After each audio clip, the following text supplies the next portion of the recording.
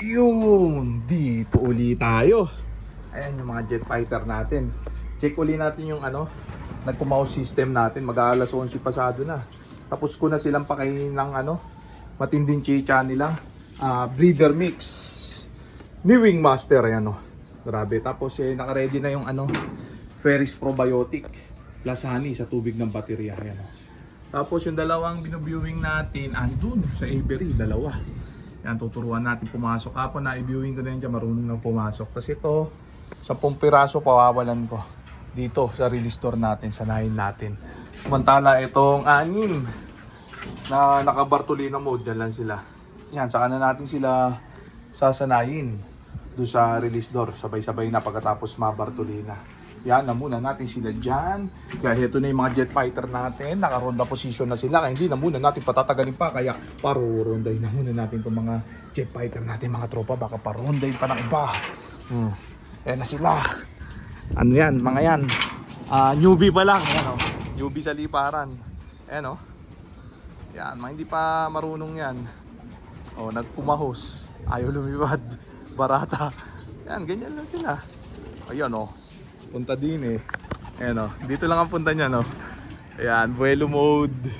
Ayan, wag bubugawin. Ayan lang sila, buelo mode lang. Ayan buelo mode muna. Simple, di ba? Ganyan lang. Ito pa isa. Hindi pa marunong. Weak. Basta 10 piraso yan, buelo mode muna. Ayan lalabas tong mga naka-Bartolina, barata. Patakasan nyo pa ako, awit. Ayan saraan muna natin baka maglabasan niya mga yan. Matitindi mag-raging yan. Ayan Ayan sila Ayan, pumitik na yung iba.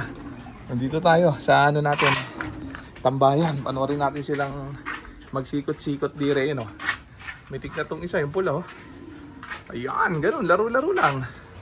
Ayan ganyan lang ang sistema natin. Matapos pakainin, pawalan, ganyan para umikot-ikot na ito. Isa, dumapo na agad Ganyan lang, huwag niyong bubugawin medyo tumitikas na ito tatlo. Ayun ganyan, mababartolina agad kayo, awit. Ayan Ayan, isa punta di rin, nainggit, gustong sumabay sa liparan. Ayan, huwag niyong bubugawin, hayaan nyo lang. Ganyan-ganyan lang teknika yung iba, andun pa sa landing board Yan, nagmamarking kasi yung mga yan. Yung iba napitik-pitik na, nagmamarking din yung mga yan. Hindi naman magre-raging yan. Dito lang yan. Pero pagka sunod na araw, nakita nyo ng paalma mag-raging, alam nyo nang gagawin nyo. I-Bartolina mode nyo na sila. Di ba? Sundan nyo lang yung sistema para zero flyaway technique tayo lahat.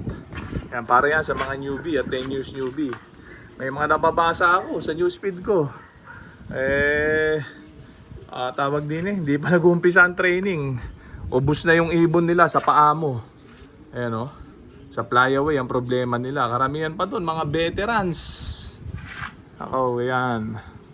Yung iba, sakit talaga nila yung turo. Ayan, kung susundan nyo tong ganitong technique, hindi kayo mawawalan. Ayan ganyan lang. Kasi talagang tatamarin ka magkarera, mag-ibon pagka lagi kang nawawalan sa turo, sa flyaway. Yung ibang ibon nila, kala daw nila marunong na. Nag-raging. Batang bata. Ayun, si Bak di na nakabalik. Yun, sa sobrang lakas ng mga young bird, sobrang agresibo lumipad. Lumalayo ng gusto yung mga yan. Ang problema, dahil nga bata, kinakapos na, tsaka hindi pa gano'n nakapag-marking yung mga yun. Nakala nyo lang, biyasa na, pero hindi pa. Kaya pag napalayo sila, wala na, hirap na makabalik. Tapos yung kalagayan pa nila dahil bata, natukod na dun sa malayo. Hindi kaya pag ganito, ganyan lang. Turuan nyo lang sa paligid ng mga loop nyo. Tapos i-Bartolina nyo ng 2 to 3 weeks. Yung 2 to 3 weeks na pagpapagulang na yun, na Bartolina system, napakahalaga nun. Napakalaking bagay sa kanila nun. Yun, after ma-Bartolina ng 2 to 3 weeks, pawalan nyo. Kahit mag-raging na yan. Magsawa kayo kaka-raging, hindi mawawala. Babalik at babalik kahit na mag-raging parang ilang araw yan. Babalik sigurado. Yan, kahit ilang araw pa abutin yan. Ayan, Kaya zero flyaway technique ang tawag ko sa ganitong sistema. Talaga zero. Mawalan ka ng isa dito, sobrang malas. Serga lang ang kalaban mo dito. Pero yung sabihin mong mawawala yung young bird, malabo. Ganitong sistema, subok na to.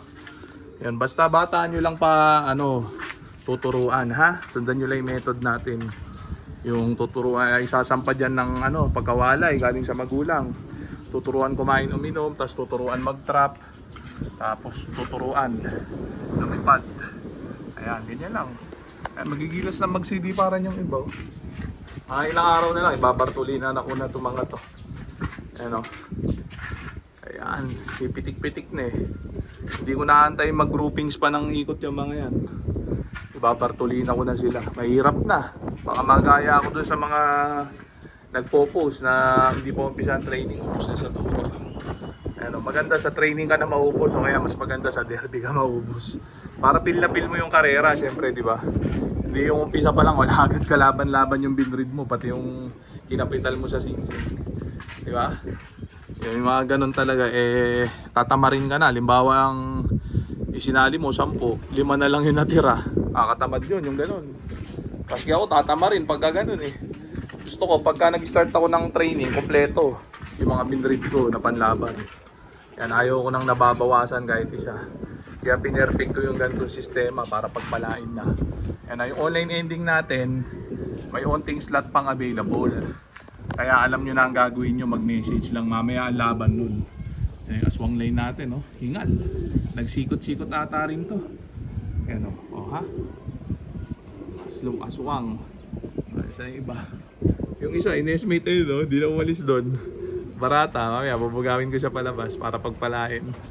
Kapon lumabas na to marunong na to Ewan ko, ba't na barata? Pitik ulit yung nesmate niya, yung aswang line, Aswang cross ermine imbrick kasi yun, kaya pula tsaka itim. Yan, nandito na sila lahat 2, 4, 6, 8, 9, siyam to. 10 tong pinawalan ko, yung isa yung pula. Hindi pa lumalabas doon. Yan, ganyan lang Simple sistema, di ba? Apakadaling gayahin, di ba? Pero pag di nyo alam yung ganito, puputok yung ugat mo sa ulo. Paano gagawin, paano hindi ma-fly away yan. Pero dahil sinabi ko, parang napakadali lang, di ba? Ganun lang, sundan nyo lang. Malaking bagay ito para ganahan yung mga nag-iibon. Para imbis mag-quit, tumuloy. Di mas marami tayo, di ba? Ganun lang yun. Ibang basher dyan, puro pamumuna ang alam. Wala naman na iaambag sa pigeon racing. Di ba? At least tayo, kahit gaganto-ganto, maraming natututo, di ba? Nalago kahit papano, pigeon racing. Kasi syempre, pag marunong ka magturo ng ibon, di ka natatama rin maglipad. Laging kompleto yung team mo Ganado ka lagi, di ba? Problema mo na yun pag nalasog ka ng training at karera. Ibang naman yun, ibang sistema naman ang kailangan dun. So okay na muna siguro yung mga tropa. So dito ko na muna tatapusin itong video na to. Bubulol pa. Shoutout sa may hilang nila lang. Okay na ha.